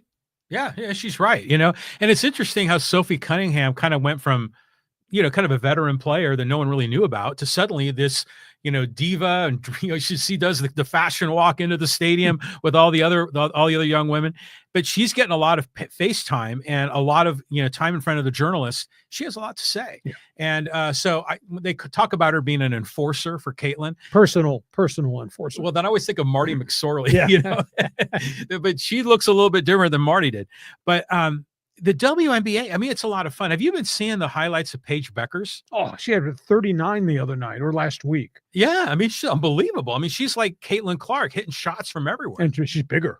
Mm-hmm. She's a really fine player. So it's interesting to see where this is going to go, because for the first time, the women can stand up and say, we've made this league. Nobody else has made this league. It's not a media fascination. It's not you, the owner. We made the league and we want our share. And she said, all these other leagues, their players get 50% of the pie. We want our share now. Now, is the NBA still subsidizing the WNBA, or are they self-sufficient? They're going to be self-sufficient. The Washington Post did a big investigative piece about 2 weeks ago. WNBA as a league has never made profit per se. But again, NBA teams own the WNBA, filled the dates in their arena, but now it's gone a different direction with the arrival of all these great young players, that now there's non-NBA people that are buying into the WNBA and becoming the owners. I mean, that's a new team in Portland. There's one in Cleveland. There's one in Detroit. I'm trying to think. There was another one that was just awarded over the next 2 to 3 years. So the league has just exploded, and there's so much talent in the league. And now they got a much better TV contract where we can watch all this talent. Yeah, there's a ton more talent, and I agree with you, but sometimes the talent looks a little shaky, and there's a lot of critics of the WNBA because sometimes there's a lot of just, shots that have no chance going in. But overall, I love the league. I mean, to me, it's very entertaining, and you've got these young women are out there and they play in the afternoons on weekends, and, so you get to see the games quite a bit, but I mean, in my opinion, as a guy, athletic women to me are just gorgeous, and to see women out there that are beautiful and can play ball at the same time, it's just like, wow. So it's like captivating. Yeah. I mean, there's no SGA out there. There's no Shea Gilgeous-Alexander out there, but at their own level, boy, there's some great talent. I agree. And the people that can hit threes and their ability to drive to the basket and make razor sharp passes, just some of the girls, some of the big man moves down there, the George Mikan stuff going on. Yeah, I mean, that's real. I mean, a lot of these women are very, very skilled. So I mean, it's great. Just obviously for young girls to see role models and having women getting some equal pub to a degree. But just in general, as a fan, it's just more sports to watch, more sports to enjoy. It's all good. Fans forum question. Do you watch the WNBA? Do you enjoy it? Okay, this podcast brought to you by Dixieline Lumber and Home Centers, 9 locations to serve you in San Diego. Thinking of projects in the home, maybe at work, back patio, out by the pool? Think Dixieline Lumber. Invite you to go dixieline.com to find out all the things that they have to offer. It is time for you to take over this podcast. We call it Fans Forum. John, these are all your best friends, all 6 of them. No, we have a hell of a lot more than that. Go ahead, jump on board. Where do you want to get started? Okay, we'll start with our friend Matt. You give us money, you go to the top of the list. So Matt says, hey, are your standards that low? There's nothing that Pochettino has done that gives confidence for the World Cup. Mexico dominated. The United States has regressed. We need to show we can punch above our weight. Next year is scary. I wouldn't go that far, because what you've got is this side had played all these games, 5 games in the Gold Cup, against different levels of competition, different styles of competition. And then they faced a really veteran team that Javier Aguirre put together on the Mexican side, and they hung with him. Did they get dominated time of possession? Yes. Did they have more shots taken against them than they got on Mexico's keeper? Yes. But at the end of the day, they made a lot of big plays. At the end of the day, they knocked at the door in the final 3 minutes of extra time and nearly scored the tying goal, and they didn't wilt. When it was 1-0 and Raul Jimenez scored about 22 minutes in, and then you could see the thing tilt, I thought, oh my God, this could be 1-1, then it could be 4-1, then it could really be a blowout. And that never happened. So what you've got is all these guys now, with what Coach Poch just said, priceless experience, all this in their memory bank. And now we're going to go into the fall and into the spring next year, and Pulisic and Reyna and all these guys are going to come on board with all their expertise to go with the young kids here, the Tillmans of the world, the Browns of the world, who played well in spurts. And, what Berhalter just did at the back end. So suddenly their depth looks better and different. So I think, Matt, I'm going to disagree with you. They made progress. Obviously, he doesn't think Landon Donovan, Alexi Lawless, Tim Howard should apologize to Pochettino for just the constant barrage of criticism. And John Riley, with his opinions from left field, says, I think if Pulisic and all the other guys are there, that's the United States wins. Don't you? Well, you're talking about in the Gold Cup. In the Gold Cup, yes. Yeah. If we had a full strength team, and that was a Mexican full strength team, yes. Right? You said they got English Premier League players on there, and it was clear they were a better squad. The time of possession was very imbalanced.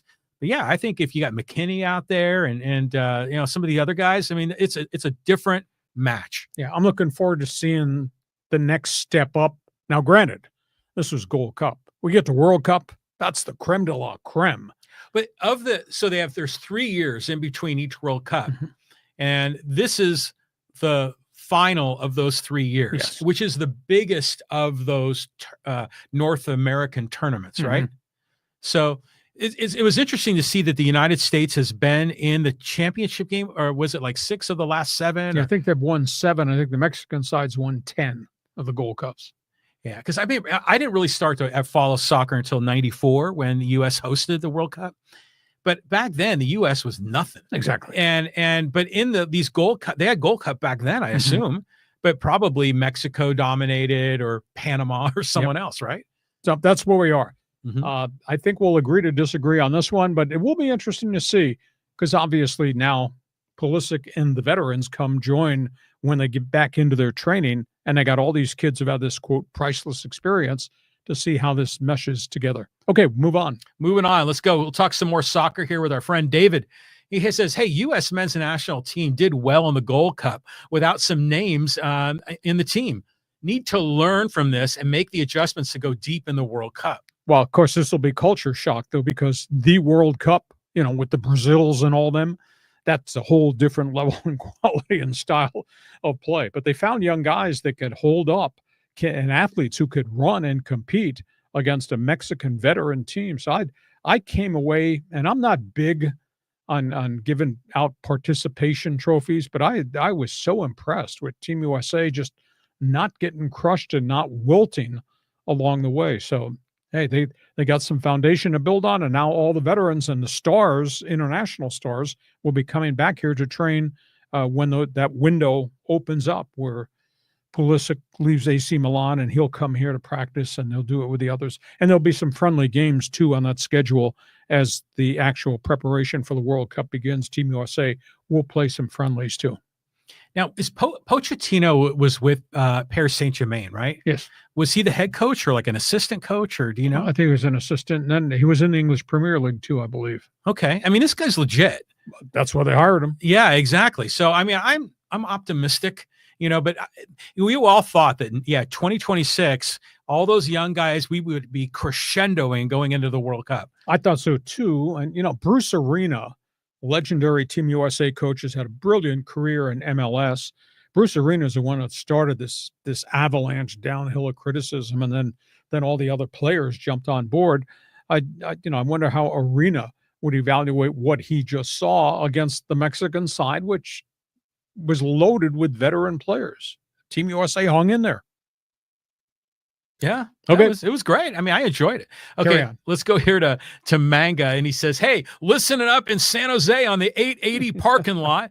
Any word on the wild LeBron buyout rumors or trade to the Knicks or the Cavs? Thank you. Bless up. Oh, San Jose. I don't think that there's any validity to that at all. I don't care what King James's agent had to say. At the end of the day, nobody can take on a $52.6 million contract from a 41-year-old player, I don't believe.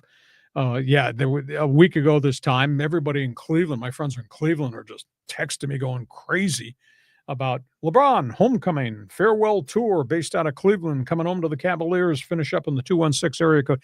That's not going to happen because the Lakers are not going to let him go unless you want to give us Evan Mobley. Yeah, we'll take Mobley and somebody else. And the Cavs say, no, we can't do that. So I think LeBron will be here with Luka, with Austin Reeves, and your guy, Mr. Max. I'm going to be fascinated just to see the impact LeBron and these other guys have on DeAndre Ayton. Because as John perfectly drew the picture, Ayton got to Phoenix. He was, he bailed out of Arizona State, and he got U of A. Yeah. Okay. Anyhow, he got to Phoenix. He's going to be the guy. Well, around him was young, and he did nice things statistically. He goes to Portland. He's going to be the guy. But Portland had no players at that point of time, aside from an aging and then an injured Damian Lillard, and then he was gone. So he's never been, talking about Mr. Max, he's never been in a situation where he had really good players around him and the pressure points. And by the way, dudes in L.A., I'll tell you, the noise factor, the pressure to play in LA, the legacy, the tradition of being on the Lakers, that's a lot different than being in the Pacific Northwest, where the Blazers haven't won very much over decades upon decades. So I'll be fascinated to see how this works. Well, he seems to be a bit of a free spirit. So if he's in LA, that could really work for him, or it could be really bad for him if the fans don't take him seriously. I think this is going to work out to be a good thing for him. And I think LeBron, can kind of be the alpha dog and let Ayton, be one of the young dudes behind him. But I always want to say, Manga, man, be careful out there. Don't be texting while driving. Hacksaw, Baja to the Canadian Rockies, right? San Jose. It's on the 880. Yeah, exactly. Is 880 worse than the 405? It can be pretty ugly. Yeah, that's going from San Jose to Oakland. Hey, they're following us on this podcast everywhere. All right, John, next one. Okay, this is a two-parter, and this is from Jason. He goes, Don and Mud are the best in the business, and they do talk about more than just baseball. Saw criticizing them is weak. I wasn't criticizing them. I'm just saying I'm presenting the facts. I sit there and laugh at home and say, okay, what is Mud going to talk about in the fourth inning here? Because he's already helped me make Jell-O with fruit, and he's told me how to walk my dog, and they do some great stuff. Now, my critique of Padres TV was there's a lot more stuff you could add to that telecast to kind of really make it cool, because those guys in the booth, all former players, they bring a lot of intelligence and expertise. Why not tap in on that and add it? I mean, just because you don't like grape Jell-O, don't be upset at me. Am I right or am I right? I think they got to put a Kiss My Aztec line up there in the booth with Don and Mud, man. So again, you should have an opinion on this, because this is something in your wheelhouse. It's broadcasting. Right. Better than the former radio TV columnist of the Union Tribune that doesn't publish that anymore, Jay Posner. He writes all this stuff. He's got no expertise at doing what we do. So who's better valued, Hacksaw's opinion or Jay Posner's opinion? Yeah. I mean, you've been there, done that. Damn right. The Jell-O, I like green Jell-O with pears. I don't know whether Mud Grant likes it, but that's okay. The Jell-O's jiggling, man. It's like Chick Hearn. No, so I will say this is that whenever I travel, I like to listen to the local broadcast team.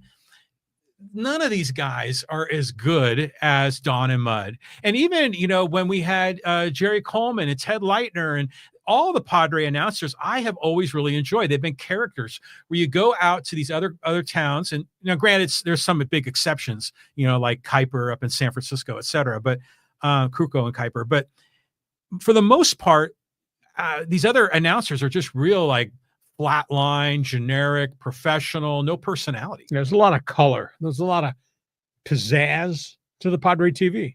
I'm not criticizing Don and Mud. I just think that you've got this consortium of Major League ball players, broadcasters who got a lot of knowledge. Use it more. Add more to the broadcast. Unless you take notes when Mud's telling you about walking the dog.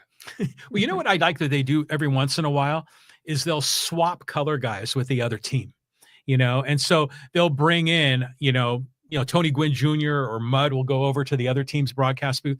I like that. I think that's pretty cool. Sometimes it sounds strange, though, and I like Anthony Gwynn. I think he's a great person, and I think he's become a very good broadcaster. But he seems a little uncomfortable on the TV side next to Donnie, and Mud, evidently, from the people who heard Mud on radio side with Jesse, that felt a little bit strange, too. So you got guys who found a comfort zone with their guy. Leave them. You don't need to do this moving around. Well, I think, I like how you call him Anthony Gwynn, because that's how he used to be known as. But Tony Gwynn Jr., I think, does a great job. But I think there's a little bit of an intimidation factor maybe with Don, because he's just so popular and he's on TV. So there's that kind of exposure, too. So he's probably sort of still settling in. You have to find a comfort zone. Yeah. And now he's in a different booth, different set of circumstances, guys talking in his ear. Producers, directors. It takes time to get used to doing that as compared to just being on the radio. So I don't have a problem, but he's obviously James is upset because he don't like grape jello or whatever the recipe was that Mud was giving out that day. All right, we move on. Okay. All right, let's move on. This is a two-parter. This is from He says, hello, gentlemen. Lee, want your opinion on Ohtani. Why do people in the press, media, MLB Network, former GMs think they can tell Ohtani what to do, like giving up pitching or only being a reliever? Ohtani has proven everyone wrong about being a two-way player ever since he came to the States. Why do they intend to break a unicorn's horn just to him a long run? What does he say? Just him as a long-running normal horse. At the end of the day, the guys in the media think it's their job responsibility to analyze, critique, then express opinions. I guess I don't have a problem with it. Ohtani was brilliant. When you go inside the circle, and I've been in that clubhouse, and I talk to people about Ohtani, and you understand the dedication and the complexity of what that young man does. He's not a young man now, he's 30. What that guy does to prep, and the wear and tear factor on baseball, to be an everyday DH, be an everyday right fielder is one thing. And now you add the wear and tear factor and the preparation factor on top as a pitcher. I mean, this is phenomenal. And he's polished at both things, injuries notwithstanding. So, but the guys in the media, the Jim Bowdens of the world, the former general managers, I'm sure you're making reference to, it's their right to express an opinion and write a column or make a comment about my observation of Ohtani, and should he be doing this? Should he be better served to do only one versus two or three? So he's a very unique individual. I don't think John will ever see this again. I mean, we thought Bo Jackson was something special. We thought Neon Dion was something special as two sport guys. This guy's doing two multi-positions during the entire course of the season and excelling at both despite all the injuries. This is not a flash in the pan thing. Neon Dion only did it for a short period of time, and Bo Jackson did it for a short period before all the injuries mounted against him. Yeah, those two guys, man, they were just tremendous back in the day. But yeah, Ohtani is a unicorn. And, talk show hosts are going to talk about stuff, and it is interesting because right now Ohtani is an opener and he's just going for an inning, maybe two. So people start to think, well, what if he only pitched an inning at a time? He could be a fantastic closer. But he's incredible as a starter, and the Dodgers are lucky to have him. But media people, media people. We're going to talk about things, and we're going to to cover the stories and look at different angles. Okay, we move on. Thanks for the input, though. Okay, and a number of guys got this for us here. This is from Royal Sports. He says the song from Midnight Cowboy, "Everybody's Talking" by Harry Nilsson is the song you're probably thinking about. And Craig said that. Flegel said Rhinestone Cowboy by Glenn Campbell. Let's keep going. Okay, let's go to Casey. He says, hey, good afternoon, guys, and Hacksaw. I hope you had a nice vacation in upstate New York. As for my LA Kings, you think they make another move this offseason? As I'm iffy on the Perry signing. He's getting up there in age. Well, he's 40. I think the most unique thing is LA King fan booed Corey Perry for 16 years when he was a Duck. And he was a really good player. He and Ryan Getzlaf kind of got there together. So at the end of the day, all these years, he was an antagonist, and now he's become one of your own, but he's reinvented himself, and there's a lot of people don't know that Corey Perry left the NHL about 3 years ago. Private issues. We're led to believe it was alcohol rehab. He came back a renewed man, and he has played well. He's been a one-year rental everywhere he's been the last couple of seasons, whether it was in Dallas or obviously with what they did in Edmonton, but he can still play. He's just a different guy. But it is weird because you booed him for 16 years, and now he's one of your own. I think that's a good one-year rental. Along with Cody Ceci, they'll be a little bit different. But what they're doing is they're bringing guys who play heavy hockey onto a team that had a bunch of goal scorers and skaters. Now they got guys going to bang some heads and bodies too. So I like that acquisition. But tell you what, him to get off the scrap pile when it looked like his career was over a couple of years ago and then go through rehab, that's pretty impressive. And boy, he looks so different now as a great veteran player. So good choice. You say he's 40, right? Yes. Now, was it Gordie Howe, the one that played really late into his career? He played into his 50s. That's unbelievable. Yeah, exactly. I mean, so are there any other NHL greats that we know of that are playing into their 40s?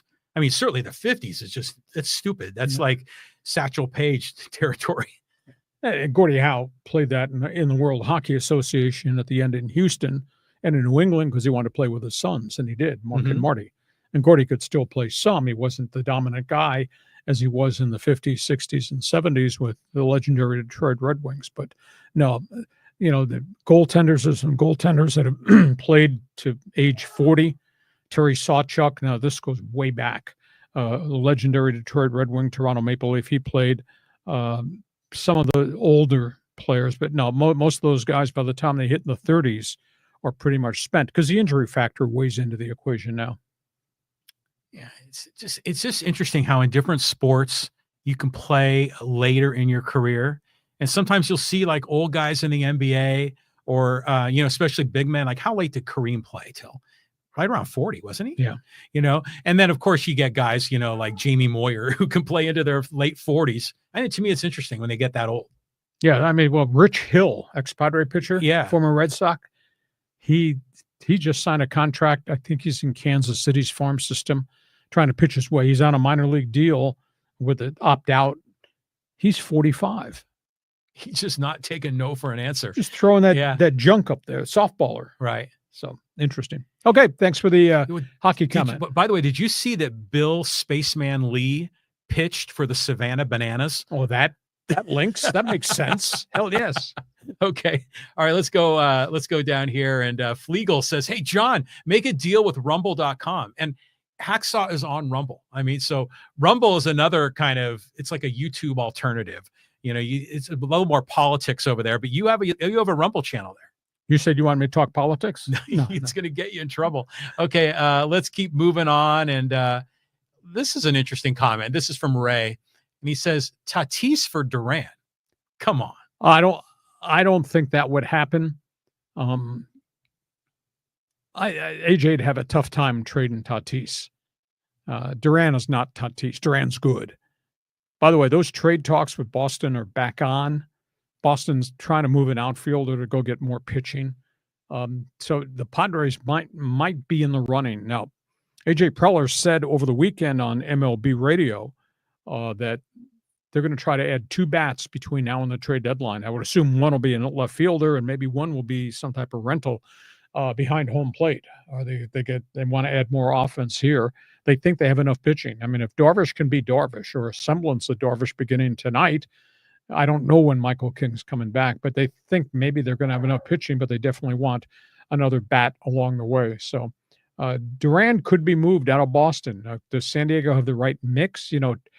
Making a trade means trade partners. Both, you got to have the right stuff to put in the transaction. What does Boston need that San Diego's got that they can afford to give up? Right now, it seems to be pitching is what the Red Sox are definitely looking for. So, but Tatis for Durant, that's not going to happen. Well, Tatis says the statute contract, right? No trade all the way through. Yeah. So, they're not going to trade him. But it's interesting that all these rumors about Durant just don't go away. but he's not like a power hitter, and we need power. I mean, it'd be nice to have another guy that has nice slug and can hit some doubles. And yeah, but if you got a guy hitting 275 in left field, that's a hell of a lot better than what you got right now by committee. Yeah, I mean, whenever you see Kevin Sheets out there lumbering around, you're a little nervous. You know, that he's going to pull a hammy and then you can't get his bat. Yeah. Yeah, so it's interesting. Trade deadline will be up July 31st, so we got 3 weeks. You're going to see transactions. Okay, let's go here to Flegel, and he says, hey, just tired of LeBron. No need to respond to that. Maybe having moved out of California is finally hitting me. I'm not tired of LeBron. LeBron's a great champion at age 40. Is his personality a little strong? Yeah, probably is. But you reel him back in. At the end of the day, what kind of franchise would you have if you didn't have LeBron James on your franchise? You know, you'd have Luka Doncic and Austin Reeves, and who else? You think you're going to compete in the NBA with 2 players? So no, I'm not one that beefs about LeBron. My co-host in left field sometimes has some rather strong opinions about. I've seen enough of LeBron. LeBron's a great talent. I don't know if LeBron's better than Michael Jordan, but hell, he's right on the same plane. It's interesting to watch him when he's playing ball because he is still such a stud out there on the court. Yes. I mean, just so big and athletic, and you just drive the lane and slam it like in a microsecond.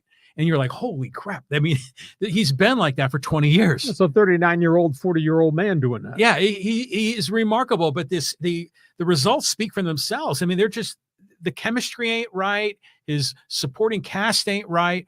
So at some point you wonder, maybe LeBron ain't right. Maybe LeBron just needs to be all about LeBron, and he's not really wanting to move the ball around. Oh, you're thinking LeBron's calling all the shots. Well, that's what everyone seems to think, because Anthony Davis was his guy, right? Mm-hmm. You know, so, and think about all the guys that they shipped out. It would have been nice to have Caruso. You know, there's a lot of other players they'd love to have. Yeah. I don't know if that's all LeBron's doing or whether that's just general manager incompetency. Player evaluation is not a perfect science. Pelinka. Yeah, I don't know. I don't know about that guy. You know, it's interesting about Pelinka. He was on the Fab Five. He was on that Michigan team. Mm-hmm. And I didn't know that. It's at the end of the bench. Yeah, but he was there, you know, so I think that's kind of interesting. Okay, let's go here back to our friend David. You give us money, you get online here. And he goes, hey, why is Peacock in the All-Star game? Pages and Sotos are having a better offensive season in 2025. Well, Pages came very close to getting voted in, and he still might get voted. He still might get chosen if some other guys drop out because of injuries. And in terms of Soto, you know, he's had such a long stretch of slump baseball, and he's not dominant, you know, and Alonso is obviously having a better season than Soto. So why would you take Soto at this point in time? If Soto was hitting 260 with 25 and 30 bombs, he'd probably get chosen, but he's not. He's been in the 228 to 240s, and then he had long stretches where he didn't hit home runs. Now he's hit a few in the last couple of weeks. So Pa has come very close to making this all-star team, and that's a quiet guy who's evolved into what I think is a pretty good star. Yeah, he's having a hell of a year. You know, he's finally producing because he's been up and down like 1 or 2 years prior with the Dodgers. So, yeah, you can make a solid argument. He's certainly playing better than, you know, Toddy out there in right field. But, you know, it's interesting about the game on Peacock because that means, you know, you got to pay to get it.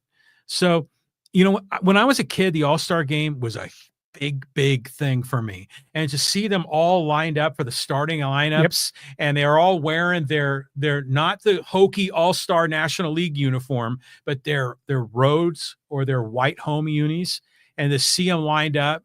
And then for me, I was able to see maybe Eric Shaw or actually not Eric Shaw, like Jack Clark. You know, he'd be like the one giant that would make it. Well, that was a different time. That was before interleague play, which kind of changed the concept. Yes, and it's before all these cable TV stations and everybody's got a package. And so, you know, before seeing the American and National League on the field together was a once in a lifetime, once in a year opportunity till we got to the World Series. It was like one of those mashup TV shows, like when Laverne and Shirley are on Happy Days, you know, it's like that kind of a thing. So it was a real thrill. But now, you know, am I going to pay to watch it on Peacock? Well, we already have a Peacock subscription, but I think about this. I love the home run derby.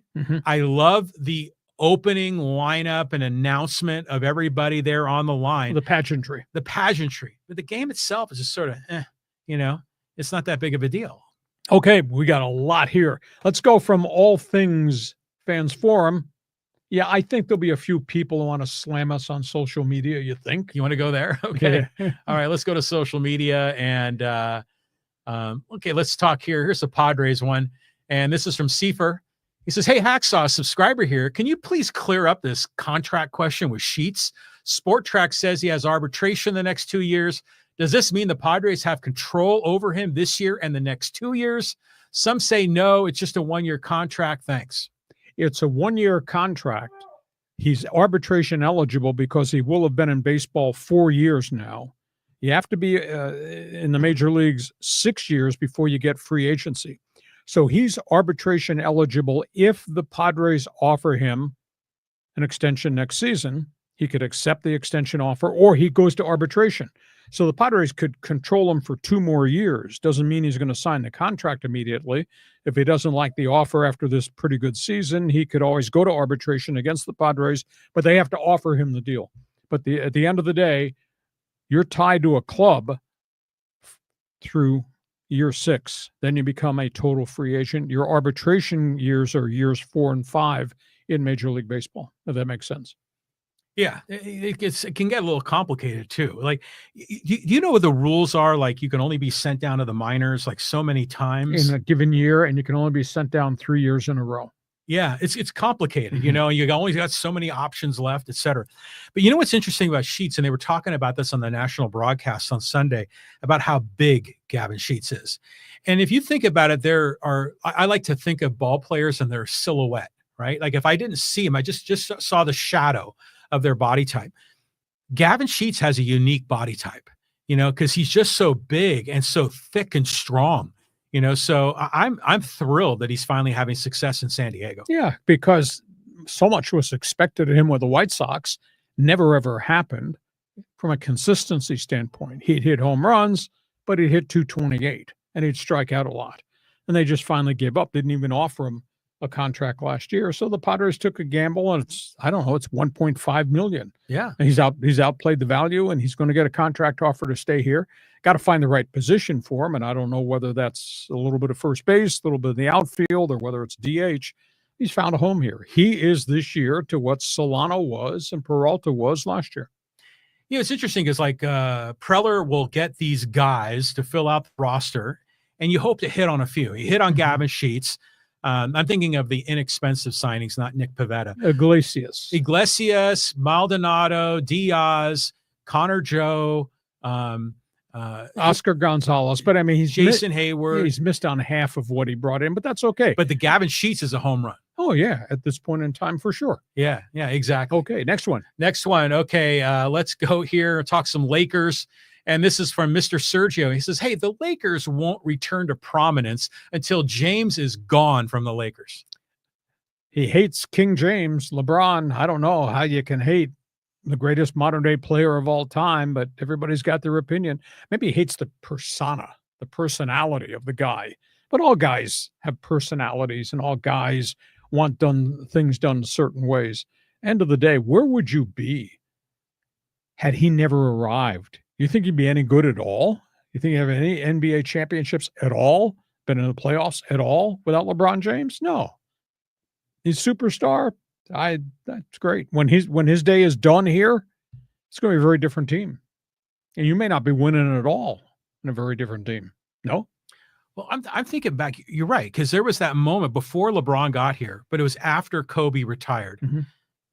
What were those years? I think LeBron signed like in 2018, 2019, right? 19, I think. 19. And then Kobe won a championship in 2012, I think. So Kobe probably played until 13 or 14. Mm-hmm. So they had the Achilles injury, and the clock was really ticking at that point. So there were like 4 or 5 years in between Kobe and LeBron, and nothing happened then, did it? No. So I have a hard time grasping why John Q fan out there dislikes LeBron so much. Well, because he's like a whiner. That's why they don't like him, you know, and they think that he's manipulating the general manager and manipulating everything to make it all about LeBron. And then they see him like on the floor crying or, you know, pleading with a referee about a foul, and they're just like tired of it. He doesn't have the the aura, the character of a Michael Jordan, of a Magic Johnson, of a Larry Bird. He's a different guy. You don't think some of those guys use their influence to get decisions made that they wanted made? Come on, John. It's a players' league. Yeah, you're right. Okay. I just want you to know, twice in the same sentence, he said, "You're right." Yeah, well, you are. I mean, you are right a lot, but I know what I know. Yeah, you know what you know. Okay. Let's talk here a little Pirates ball. And this is from MSS. He goes, hey, we went to, this is with Juan Soto, pardon me. No, it's Dave Parker. We went to the Mets. We went to see the Mets play the Pirates at Shea Stadium. I'm not sure what year it was, 1973 maybe, but John Matlock was on the mound. Dave Parker hit a ball so hard that it was still rising when it slammed into the batter's eye in center field. It made a loud boom sound, and you could hear the crowd collectively gasp. It was the hardest ball I've ever seen hit. Mountain of a man. He really was. He was just a powerful, powerful guy. He was a real powerful personality. And I think this day and age, I've read a number of different things that were written in the Pittsburgh Post-Gazette and the Pittsburgh Tribune just about Parker's just ability to lead out of the clubhouse and his influence on young players, etc. He was a monstrously popular player. He was a great physical specimen, but I think the intangible stuff of what he provided clubs was very, very impressive.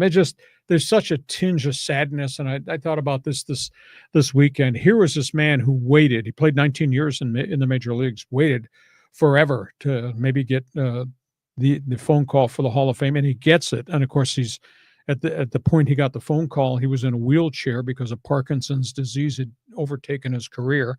And now he passes a month before the shrine ceremonies in Cooperstown. That's kind of sad. But boy, people speaking volumes of the influence of Dave Parker. And again, he was part of We Are Family. And that was Willie Stargell, and that was Manny Sanguillen, and that was Richie Zisk, and that was Al Oliver and Dave Parker. And they all got there together. The Galbraith family, I think, owned the Pirates franchise at that point in time. That was a hell of an era in Pittsburgh. They were really good. Kent Tekulve, remember him? Yes. I like those hats that they wore that had the stripes that went all the way around. Pillbox. Yeah, the pillbox. Is that what they called it? Yeah, which is kind of a funky name. But, just to comment here, the hardest ball that MSS had ever seen was off Dave Parker. The hardest ball I've ever seen in a ball game was we took my son and his buddies to Petco 2017 WBC U.S. against Dominican Republic. And that was the one when Machado hit the home run that Adam Jones robbed him over the fence. In that game, Giancarlo Stanton hit a ball into the second or third deck of the Western Metal Supply building, and it was a freaking missile. I mean, I had never seen anything like it. I was down the left field line during Home Run Derby when it wasn't Giancarlo Stanton, it was Michael Stanton at that point with the Miami Marlins. He hit laser shots down the left field line, and I was sitting right on the line, incoming. Yeah. And I mean, screaming laser shot home runs. Yeah. And he won. I think he won the Home Run Derby. Yeah. I mean, that guy was unbelievable. But now, like, the nuts and bolts aren't working. His arms are having trouble, right? All the injuries. He's back now, but he's not the same player. But he's not young anymore. He's got to be in his early 30s. And he's had a lot of injury problems ever since he became a New York Yankee. But spinning back to the original topic, Dave Parker, boy, you talk about changing the concept of the game. And just think, and I'll just mention this to Pirate fan who might be following us, he replaced Roberto Clemente after Clemente died in the tragic plane crash. Think about that. See, that you had said that in the last podcast. So Clemente, his plane crashed in 73, I think. Nicaragua. Yeah. And I think Dave Parker debuted in 74 because he had to. Okay. So I knew Dave Parker was on the 79 team. But okay, so there was only like 5 years of ball playing until he got to that World Series. Yeah, okay. And they were building that thing because then here came Stargell and here came Manny Sanguillen and Al Oliver, and that whole collection just kind of came together. It was pretty good. Yeah. Okay, we move on. Okay, let's talk some Dodger ball, and we'll go here to Ellis Flores. He goes, hey, meanwhile, Dodgers keep winning. Number 22, another accomplishment, 3,000 strikeouts at home and a W. Gotta love the Dodgers, World Series champs. Well, there's no doubt that Kershaw just had a phenomenal career. If you go back, just Google Clayton Kershaw's career statistics, wins, losses, strikeouts, earned run average. I mean, these are phenomenal statistics in a modern day in which there are so many great hitters in Major League Baseball. So he was is called a commissioner's choice. The commissioner has the right to add one veteran player for each team in the All-Star festivities, and Clayton Kershaw was the commissioner's choice. And think about this statistic. They're in first place. The Dodgers are, despite the plethora of injuries. Clayton Kershaw has not lost a game this season. They're in first place. And the Padres, who many thought were going to chase the Dodgers again, Dylan Cease has what? 4 wins in the first half of the baseball season, and it's just like really scuffling. So think about those two guys. And Kershaw he's a hell of a gentleman. He's a consummate team guy. He didn't take the money and leave. Everybody thought he was going to Texas when Texas was writing blank checks. He stayed true to the Dodgers. He's a special guy. You think the Padres are going to bust out that Kershaw crying meme? No. And put it back up on the scoreboard? That took a lot of guts, man. But that sure backfired on the Padres. But at the end of the day, that was a really vivid year of flashback memories, I think, to 2024. I mean, whether you're a Padre fan or a Dodger fan, there's so many cool things that happened in that rivalry. Obviously, starting with Jerks and Profar, robbing them twice of home runs in the outfield, and then standing in front of the fans in left field in Dodger Stadium, jumping up and down with the ball in his hand. And Fernando Tatis doing the same thing in right field, turning to the fans in right field and kind of making an obscene gesture in his groin area. But it's been great for the rivalry. And now it's beat LA, and go Padres and beanballs and everything. It's beanball and it's Mike Schilt against Dave Roberts.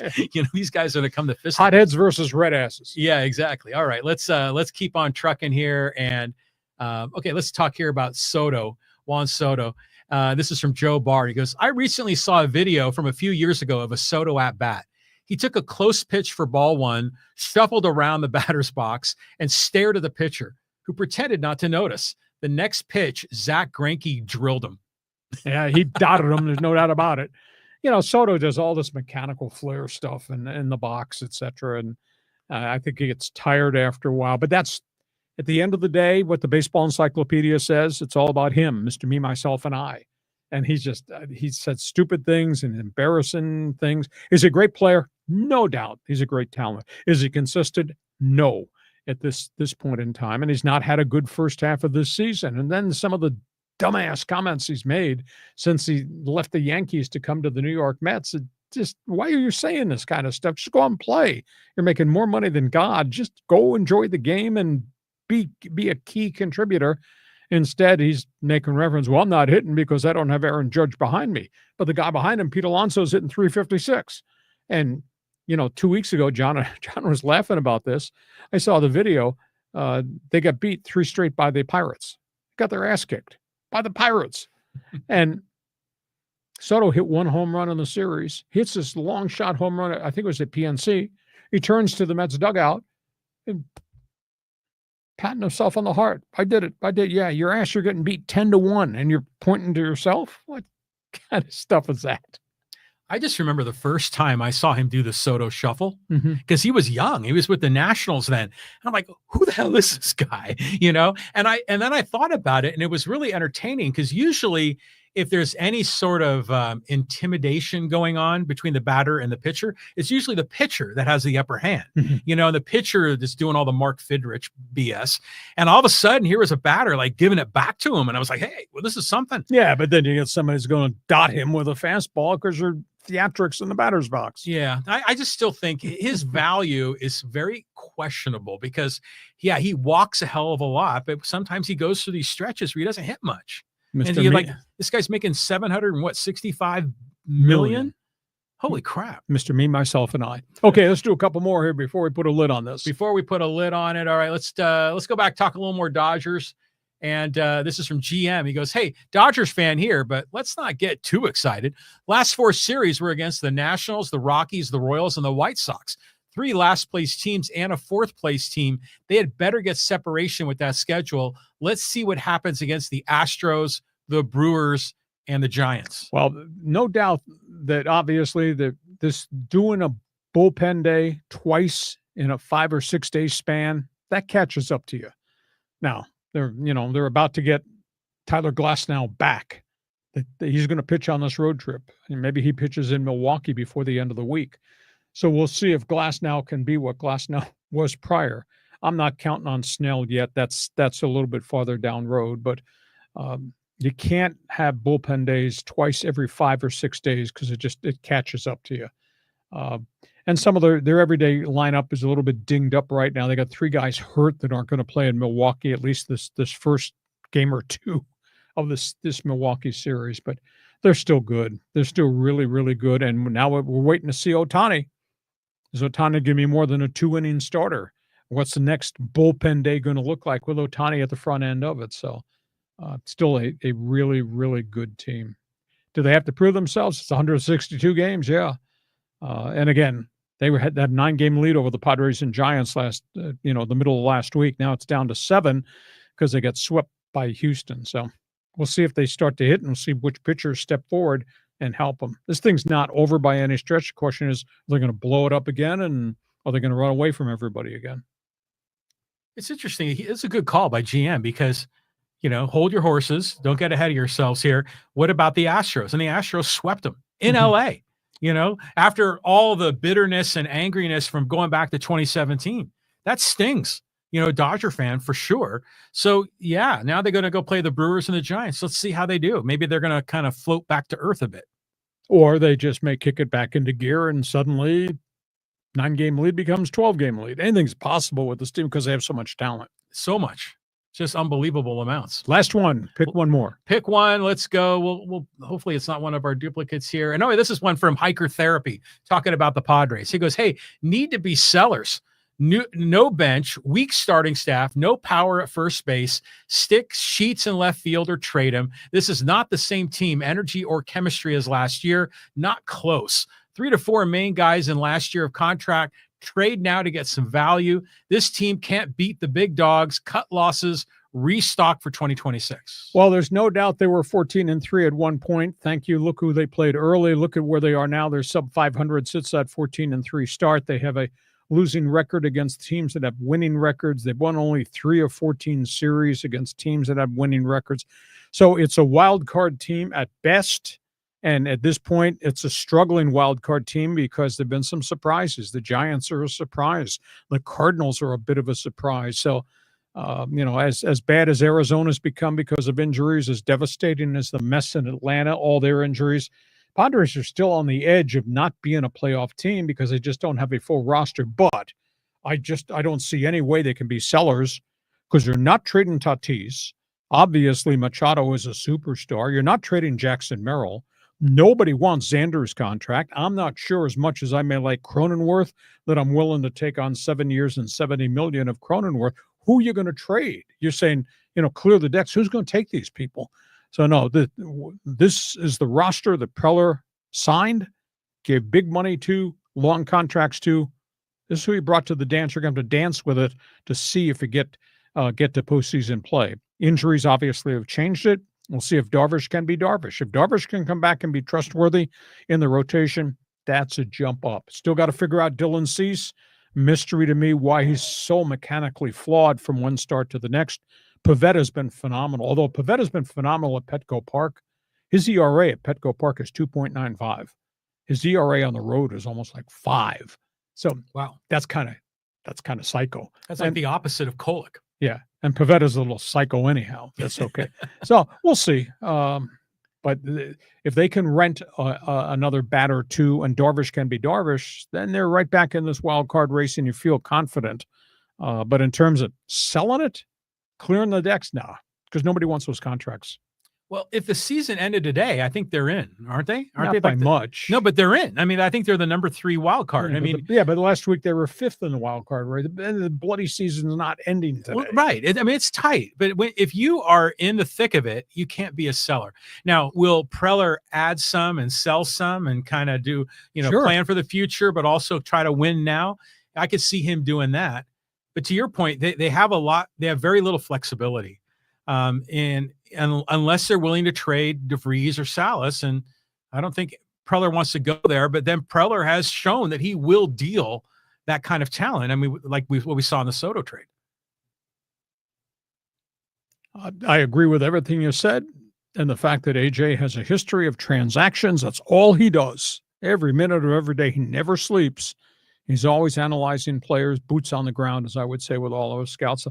He'll make a deal to try to rent a vet that could be a catalyst to get him back going. They gotta get El Nino back to what Fernando Tatis was, and as he kind of admitted when he backed out of the home run derby, I got this oblique. Okay, that's the explanation for hitting 212 for such an extended period of time. Rico Razzo, Midnight Cowboy, John Voight. Okay.